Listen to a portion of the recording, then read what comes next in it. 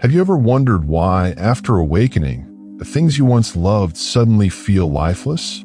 You sit down to play the game you used to obsess over, but the excitement isn't there. You try painting, reading, or going out with friends, but something feels off. What once brought joy now feels empty, almost meaningless. And this can be confusing, even painful. You might think, what's happening to me? Why can't I enjoy my hobbies anymore? Am I broken? Am I depressed? But the truth is you're not broken and you're not losing yourself. What you're experiencing is one of the clearest signs of a spiritual awakening, a calling back to your higher nature. Before awakening, your hobbies weren't just activities. They were part of your identity. They were woven into the fabric of who you thought you were. If someone asked you to describe yourself, chances are you would list your hobbies. I'm a writer. I'm a musician. I love sports. I'm a gamer. And while those things seemed harmless, they were deeply tied to the ego, the fragile sense of you believe yourself to be. The ego thrives on attachment. It wants labels. It wants roles. It wants something to cling to. So hobbies became more than just pastimes. They became ways to build and maintain a sense of self. They gave you comfort. They distracted you from silence. They gave you stories to tell and identities to protect. But here's the thing about awakening, is the unveiling of truth, the dissolving of illusions. It strips away the masks you wore, the roles you played, and the labels you clung to. And when the false identity fades, the activities attached to it fade too. Suddenly, the things that once defined you don't feel alive anymore. Think about it this way. When you were a child, maybe you loved playing with toys. They were your whole world. But as you grew older, the toys didn't change, you did. Your consciousness expanded, and the toys no longer matched your new state of being. Awakening is the same, but on a much deeper level. The toys of the ego, your hobbies, passions, and escapes, stop being fun because you've outgrown them. At first, this can feel devastating. Imagine building your whole life around music, sports, or art, only to wake up one day and feel nothing. Imagine spending years pouring yourself into a passion only to find it meaningless overnight. It feels like a death. And in a way, it is the death of the old self. Let's make this real with some examples. Maybe you were passionate about gaming. You could spend hours competing, achieving, leveling up, and exploring virtual worlds. Gaming gave you identity. It made you feel skilled, entertained, and even connected to others. But after awakening, you pick up the controller, and suddenly it feels hollow. The same game that once consumed you now feels like pixels on a screen. Or maybe you were into fitness and sports. Before awakening, you loved the thrill of competition, the pursuit of strength, the identity of being the athlete. You poured hours into the gym, fueled by goals, comparisons, and the desire to be better. But after awakening, you notice the fire isn't there.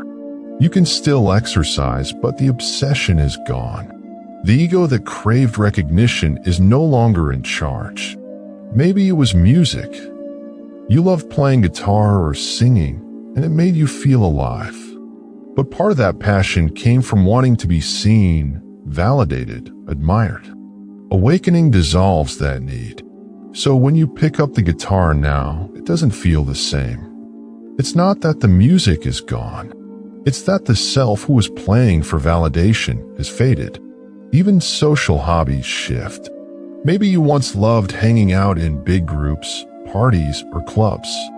They made you feel alive, connected, and included. But after awakening, you walk into the same spaces and feel drained. You can sense the surface-level energy, the masks, the noise, and it no longer resonates. Awakening doesn't kill your passions. It frees them from the ego that was attached to them. And in the space that follows, everything feels empty. This stage is often called the void. You're not who you used to be, but you're not yet who you're becoming. You're standing in a room that's been stripped bare, and at first, that emptiness feels unbearable. You think you've lost everything when in reality, you're being prepared for something greater. But let's be honest, this stage is not easy. Many people confuse it with depression. They think life has lost meaning. Yet, in truth, this is the divine process of renewal, the gentle hand of God guiding you away from illusions so that you can awaken to what is eternal.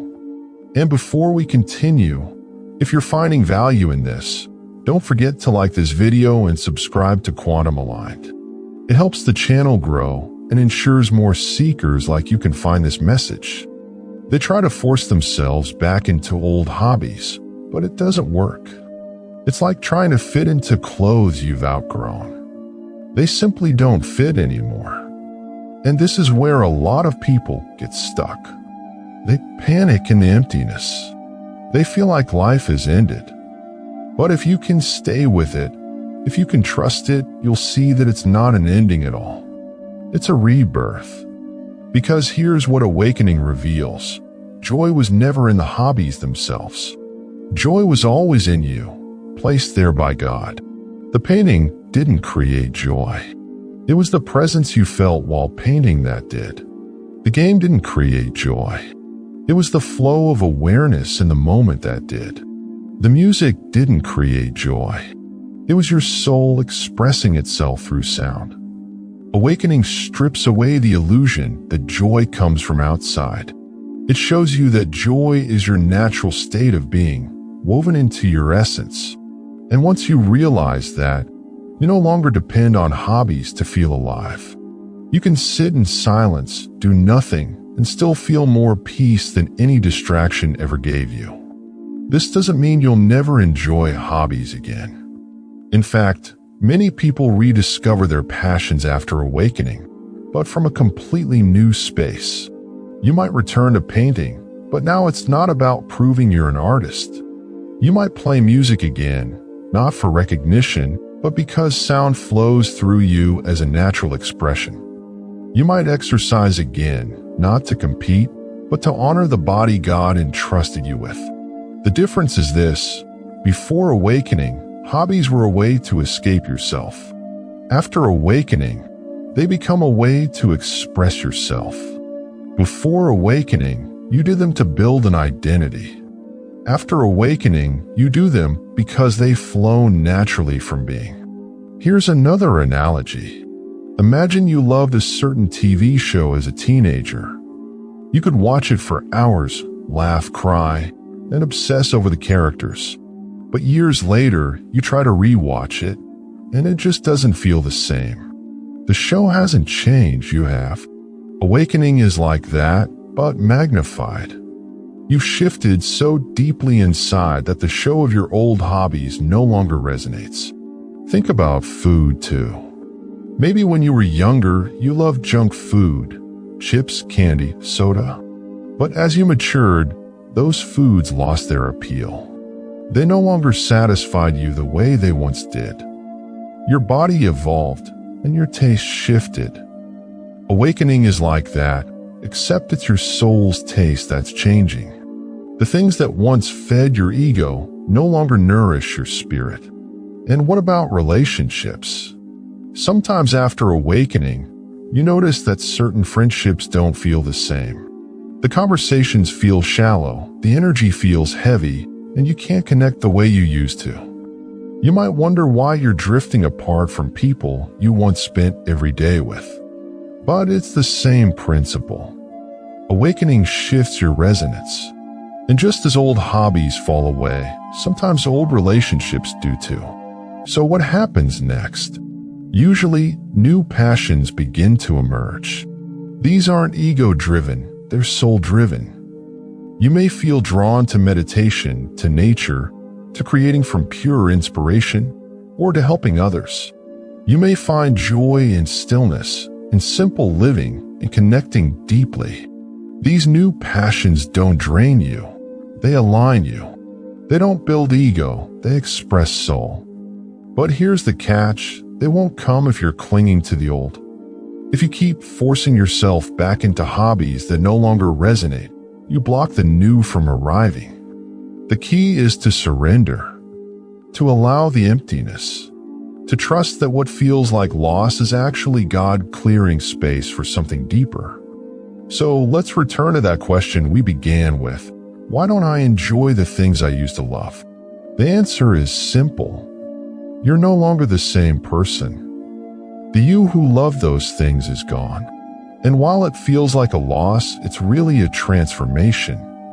Think of it like a caterpillar turning into a butterfly.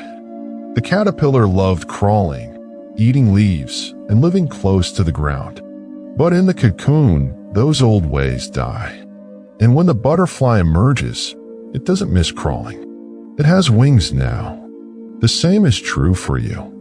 You don't need to cling to old joys when something greater is unfolding. So if you've lost interest in your hobbies after awakening, know this, you're not broken. You're evolving. You're not losing joy. You're discovering its true source. And one day, you'll look back at this stage and realize it wasn't the end. It was the doorway into a life where joy isn't borrowed from hobbies or identities, but flows endlessly from who you truly are, aligned with God. And if this message resonates, don't forget to like and subscribe to Quantum Aligned. It not only supports this channel, but also helps spread light to those who may be searching for the same truth.